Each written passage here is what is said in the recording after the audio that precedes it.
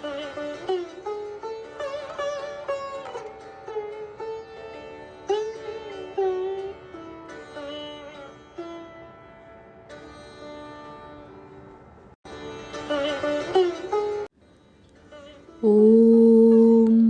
यथाग्नेर्दाहिका शक्ति रामकृष्णे स्थिता हिया सर्वविद्यास्वरूपां तां शारदां প্রণমাম্যহম।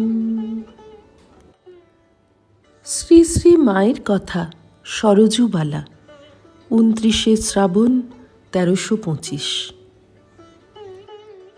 একটু চুপ করে মা আবার বললেন, মঠের এবার বড়ই দুর্বৎসর পড়েছে।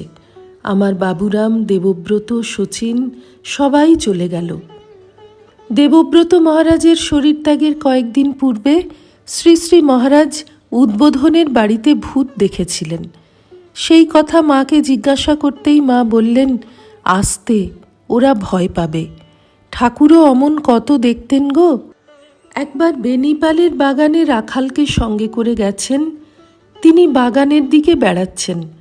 ভূত এসে বলে কি, তুমি কেন এখানে এসেছ? জ্বলে গেলুম আমরা। তোমার হাওয়া আমাদের সহ্য হচ্ছে না, তুমি চলে যাও, চলে যাও। তাঁর পবিত্র হাওয়া, তাঁর তেজ ওদের সহ্য হবে কেন?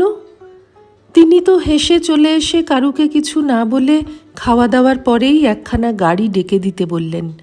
কথা ছিল রাতটা ওখানে থাকবেন। তারা বললে, এত রাতে গাড়ি পাবো কোথায়? ঠাকুর বললেন, তা পাবে, যাও। তারা তো গিয়ে গাড়ি আনলে। তিনি সেই রাতেই গাড়ি করে চলে এলেন। অত রাতে ফটকে গাড়ির শব্দ পেয়ে কান পেতে শুনি ঠাকুর রাখালের সঙ্গে কথা বলছেন। শুনেই ভাবলুম, ওমা, কি হবে যদি না খেয়ে এসে থাকেন? কি খেতে দেব এই রাতে?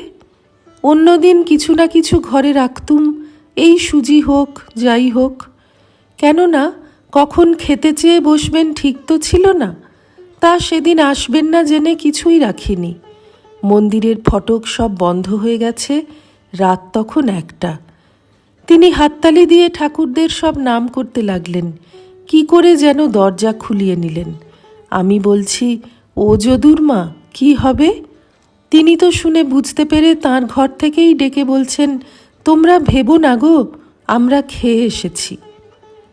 পরে রাখালকে সেই ভূতের কথা বলতে সে বলছে, ও বাবা, তখন বলনি, ভালোই করেছ। তাহলে আমার দাঁত কপাটি লেগে যেত। শুনে আমার এমনি ভয় পাচ্ছে। এই বলে মায়ের এই হাসি।